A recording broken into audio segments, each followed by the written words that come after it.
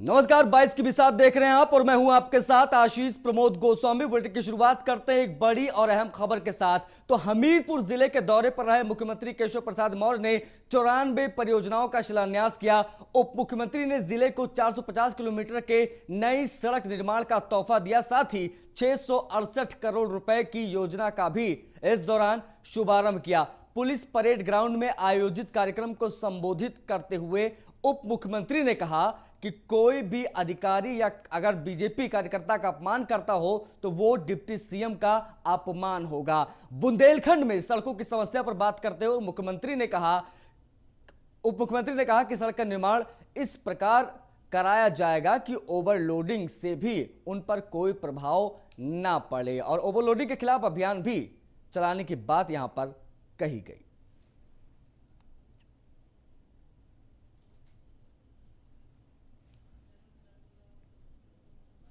अभी एक वीडियो जारी हुआ। अपने आसपास दौर से मैंने मंच से बोल दिया, उसके बाद मुझे लगता है आपका सवाल शेष नहीं होगा। कोई अधिकारी, कोई कर्मचारी किसी भी विभाग का कार्यकर्ता का अपमान करेगा मतलब डिप्टी सीएम का अपमान करना। इसे मेरे कार्यकर्ता का सम्मान करना, उनके माध्यम से आई हुई समस्याओं को सुनना और वही मामला उसको देखेंगे। अभी एक वीडियो जारी हुआ। अपने आसपास दौर से मैंने मंच से बोल दिया, उसके बाद मुझे लगता है आपका सवाल शेष नहीं होगा। कोई अधिकारी, कोई कर्मचारी किसी भी विभाग का कार्यकर्ता का अपमान करेगा मतलब डिप्टी सीएम का अपमान करना। इसे मेरे कार्यकर्ता का सम्मान करना, उनके माध्यम से आई हुई समस्याओं को सुनना और वही मामला उसको देखेंगे। अभी एक वीडियो जारी।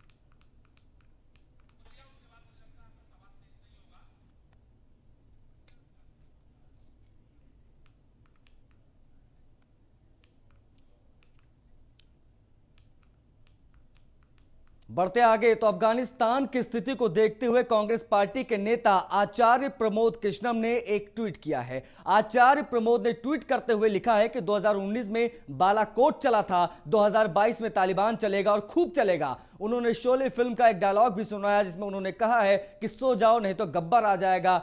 अब वही होगा जो मोदी जी कहेंगे, योगी जी कहेंगे, वोट दो नहीं तो तालिबान आ जाएगा और जब तालिबान चलेगा तो हिंदुस्तान भी चलेगा। तालिबान और हिंदुस्तान लड़ेंगे तो कौन जीतेगा ये तो आपको भी बताने की जरूरत नहीं पड़ेगी।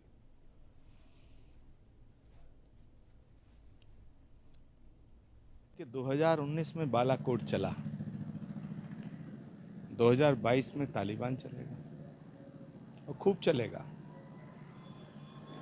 और जब तालिबान चलेगा तो फिर हिंदुस्तान भी चलेगा।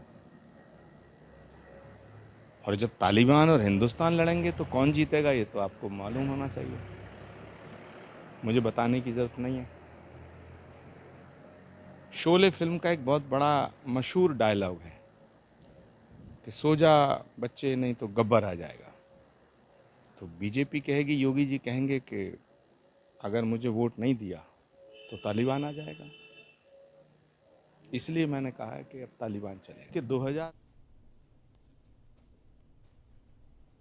अफगानिस्तान में जहां तालिबानियों का जुल्म को लेकर काबुल समेत कई शहरों में विरोध प्रदर्शन हो रहा है, तो वहीं देश में तालिबान का समर्थन करने वालों की जमात बढ़ने से देश में कहीं ना कहीं लोकतांत्रिक मूल्यों में यकीन रखने वालों का चिंता का विषय बन गया है। आखिर कैसे, इस रिपोर्ट के जरिए समझने की कोशिश करें।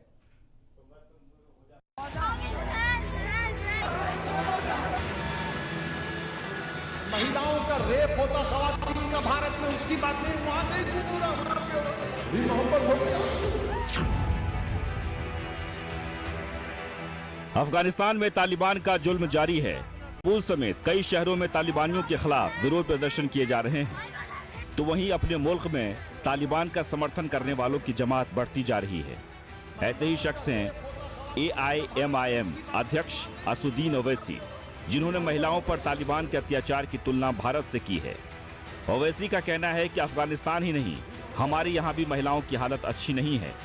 ओवैसी ने अफगानिस्तान के मौजूदा हालात को लेकर केंद्र सरकार पर भी निशाना साधा है। 9 में से एक फीमेल बच्ची 5 साल की उम्र होने से पहले मर जाती है। इनको कहां की फिक्र है? वहां की फिक्र है, इनको वहां की फिक्र है। इनको अफगानिस्तान में ऐसा हो रहा और तुम पे ऐसा हो रहा। अरे यहां नहीं हो रहा। हरदोई में एक शख्स सरे रोड पर बीवी को मार मार कर खत्म कर दिया। महिलाओं का रेप होता खवातीन का भारत में, उसकी बात नहीं, वहां गई पूरा वहां पे बड़ी मोहब्बत हो गई आपको। ओवैसी के अलावा कई और भी ऐसे नेता हैं जो तालिबान के समर्थन में बयानबाजी करने से बाज नहीं आ रहे हैं। यूपी के संभल से समाजवादी पार्टी सांसद शफीकुर रहमान का बेटा मौलाना ममलूकुर रहमान बर्क ने अफगानिस्तान की सत्ता पर कब्जा करने पर तालिबानियों को मुबारकबाद दी है। मौलाना ममलूकुर रहमान ने कहा है कि अमेरिका, जापान, ब्रिटेन के अलावा रूस से तालिबान ने लड़ाई लड़ी है। देखिए, जहाँ तक तालिबान का ताल्लुक़ है तो वो एक मुद्दत से 20 साल से तो सुपर पावर्स ये जितनी भी हैं, अमेरिका है, जापान है, बरतानिया, इनसे लड़े। इससे पहले 10 साल रूस से लड़े और बिना किसी वजह के उन्होंने ही आकर अटैक किया। और अफगानिस्तान तो मतलब तालिबान तो उनसे लड़ने गए नहीं, बल्कि इनमें आपस में देश में ही उसमें मतलब ये इक़्तिदार के ऊपर झगड़ा था। तालिबानियों का समर्थन करने वाले मुस्लिम धर्मगुरुओं ने बगावत शुरू कर दी है। अखाड़ा परिषद के अध्यक्ष महंत नरेंद्र गिरी ने तालिबान का समर्थन करने वाले मुस्लिम धर्मगुरुओं को देश का गद्दार बताया है। उन्होंने कहा है कि ऐसे मुस्लिम धर्मगुरुओं के खिलाफ देशद्रोह का मुकदमा दर्ज कर उन्हें तत्काल जेल में डाल देना चाहिए। या तालिबानियों का समर्थन कर रहे हैं, उन मुस्लिम धर्मगुरुओं के खिलाफ एक बड़ा आंदोलन करिए आप लोग, क्योंकि ये आपके साथ जो अन्याय होगा। ऐसे लोग भारत में रह करके भारतीय संविधान के दायरे में रह करके कोई बयान देना चाहिए। मैं सुल्तानपुर के सांसद मेनका गांधी ने अफगानिस्तान में महिलाओं और लड़कियों की चिंता जाहिर करते हुए कहा कि यह पूरी दुनिया के लिए चिंता का विषय है। आत्मनिर्भर बने अफगानिस्तान पर जिस तालिबान हुकूमत ने कब्जा किया है वह महिलाओं की कदर नहीं करता है। ये चिंता का विषय है। तालिबान तो पूरे दुनिया के लिए खतरा है। अब देखते हैं वो क्या करती है। या तो वो सुधर गए हों, क्योंकि पहले भी उन्होंने देखा है कि लड़ाई कर करके नतीजा अच्छा नहीं निकला, या तो अगर नहीं सुधरे हैं तो कुछ ही वक्त में आप देखेंगे कि सरकार ये वो सब टूट जाएगी। तालिबान बहुत खतरनाक लोग हैं। बहरहाल अफगानिस्तान संकट को लेकर जहां दुनिया भर में आतंक को लेकर बहस शुरू हो गई है, तो वहीं देश में तालिबान के समर्थन करने वाले मुस्लिमों की संख्या बढ़ने से कहीं न कहीं लोकतांत्रिक मूल्यों में यकीन रखने वालों के लिए चिंता का विषय है। Bureau report, news 1 India.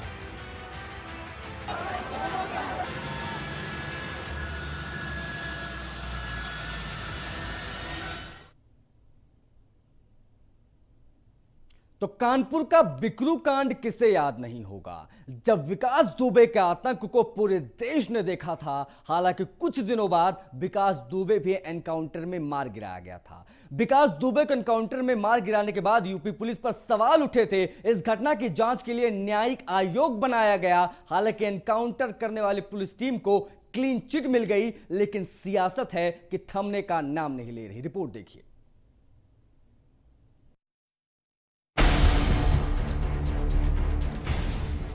Kanpur के बहुचर्चित बिकरू कांड में कुख्यात विकास दुबे की मुठभेड़ में पुलिस को आखिरकार क्लीन चिट मिल गई। जस्टिस बीएस चौहान जांच आयोग ने गुरुवार को विधानसभा में अपनी रिपोर्ट पेश कर दी है। आयोग की तरफ से पुलिस के पक्ष और घटना से संबंधित साक्ष्यों का खंडन किसी ने नहीं किया, लेकिन बीएसपी महासचिव सतीश चंद्र मिश्रा ने आयोग की जांच पर सवाल उठाते हुए कहा कि जब बीएसपी की सरकार आएगी तो इस मामले को दोबारा जांच कराएंगे। अरे किसकी पुलिस की बात कर रहे हैं? UP police. वही तो किसके अंडर में है? UP police. किसके अंडर में? यूपी के अंडर में, यूपी के मुख्यमंत्री के अंडर में। तो जो जब हाथरस में वो हो सकता है तो वहाँ पर क्यों नहीं होगा? तो इस रिपोर्ट की कोई वैल्यू है? हमारी सरकार आने दीजिए, दोबारा से इन सब चीजों को देखा जाए। वहीं जांच आयोग को कुख्यात विकास दुबे पर स्थानीय पुलिस, राजस्व और प्रशासनिक अधिकारियों की मेहरबानी के पर्याप्त साक्ष्य मिले। आयोग ने अपनी रिपोर्ट में कहा है कि विकास दुबे और उसके सहयोगी अधिकारियों के लगातार संपर्क में थे। रिपोर्ट में कहा गया कि स्थानीय पुलिस को विकास दुबे सुख सुविधाओं से संबंधित तमाम साजो सामान मुहैया कराता था। इन सुविधाओं के बदले स्थानीय पुलिस और राजस्व विभाग के अधिकारी विकास दुबे और उसके गैंग को संरक्षण देते थे।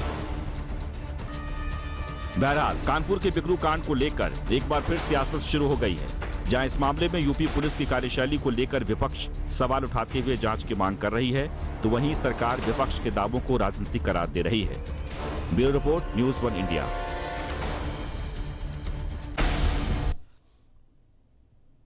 अब इस रिपोर्ट से जुड़े कुछ ग्राफिक्स आपको दिखाते हैं, आपको समझाने की कोशिश करते हैं कि कैसे इसका सियासीकरण हो रहा है। तो बिकरू कांड को समाजवादी पार्टी और उसके बाद अब बहुजन समाजवादी पार्टी जो है उसे भुनाने की कोशिश कर रही है। बिकरू कांड में बसपा का ब्राह्मण कार्ड यहां पर देखने को मिल रहा है। हाल ही में सतीश चंद्र मिश्रा ने इस बात का उन्होंने ऐलान भी किया था कि अमर दुबे की पत्नी का केस लड़ने की बात भी उन्होंने कही थी। खुशी दुबे जिनका नाम है, उनके केस के लेकर यहां पर बात की गई थी। प्रबुद्ध सम्मेलन में बीएसपी विकास दुबे का नाम ले चुकी है। आज बलिया में फिर से सतीश चंद्र मिश्रा ने कह दिया है कि बीएसपी की सरकार अगर आई तो इस मामले की दोबारा से जांच होगी। अभी कुछ देर पहले आपने उनकी बाइट भी सुनी, उसमें वो साफ तौर पर कह रहे थे कि इसकी जांच उनकी सरकार आने पर दोबारा की जाएगी। बढ़ते आगे तो कानपुर के बिकरू कांड मामले में न्यायिक आयोग की जांच रिपोर्ट में एनकाउंटर करने वाली पुलिस टीम को क्लीन चिट मिलने के बाद अब सियासत शुरू हो गई है। जांच रिपोर्ट को लेकर सपा प्रवक्ता अनुराग भदौरिया ने क्या कुछ कहा है, आपको सुनवाते हैं। अपराधी विकास दुबे की रिपोर्ट आने के बाद अब ये बात बिल्कुल साबित हो गई है कि उत्तर प्रदेश के अंदर में पुलिस प्रशासन और अपराधी का गठजोड़ चल रहा है। तभी उत्तर प्रदेश में अपराध रुकने का नाम नहीं ले रहा है और अपराधी विकास दुबे को पुलिस के आने की भनक पहले ही पता चल गई थी। इसके मतलब उत्तर प्रदेश के अंदर में सरकार और अपराधियों की मिली भगत है। इसी वजह से उत्तर प्रदेश में अपराध रुकने का नाम ही नहीं ले रहा है। कई महीनों से उत्तर प्रदेश की सियासत में मंत्रिमंडल विस्तार पर अटकलें लगाई जा रही थी, लेकिन इस बार जब 4 एमएलसी की मनोनयन की खबरें आई तो साथ में मंत्रिमंडल विस्तार की खबर भी आई। जो खबरें हैं उसके मुताबिक बहुत जल्द योगी मंत्रिमंडल में कुछ नए चेहरे आपको नजर आ सकते हैं, जिसमें जातिगत समीकरण साधने की पूरी कोशिश आपको नजर आएगी।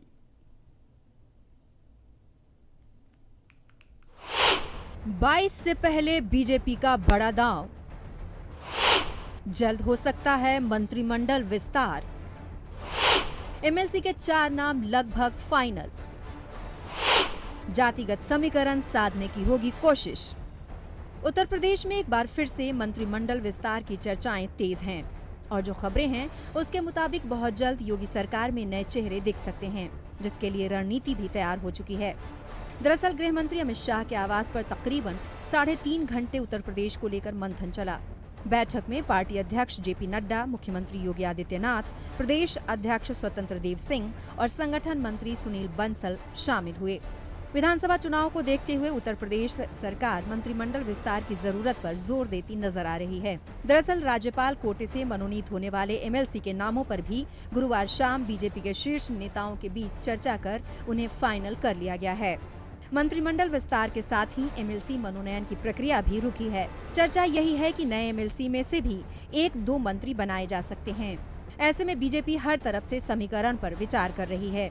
इसके साथ ही 2022 के लिए सियासी समीकरण दुरुस्त करने के लिए निषाद समुदाय के आरक्षण की मांग का भी हल तलाशने में जुट गई है। सूत्रों की माने तो नड्डा और शाह के साथ हुई मुलाकात में मंत्रिमंडल विस्तार और एमएलसी बनाए जाने के लिए 4 नामों पर सहमति बन गई है। अब दिल्ली से लौटकर किसी भी दिन कैबिनेट विस्तार और एमएलसी के नामों की घोषणा हो सकती है। कौन कौन बन सकते हैं एमएलसी? संजय निषाद, अध्यक्ष निषाद पार्टी। जितिन प्रसाद, नेता बीजेपी। लक्ष्मीकांत वाजपेयी, पूर्व अध्यक्ष यूपी बीजेपी। अति पिछड़ी जाति से एक नाम। इस तरह बीजेपी यूपी में पिछड़ों और ब्राह्मणों को साधने की रणनीति अपना सकती है, क्योंकि विपक्ष इन्हीं 2 मुद्दों पर घेरने में जुटा है। फिलहाल योगी मंत्रिमंडल में कुल मंत्रियों की संख्या 54 है।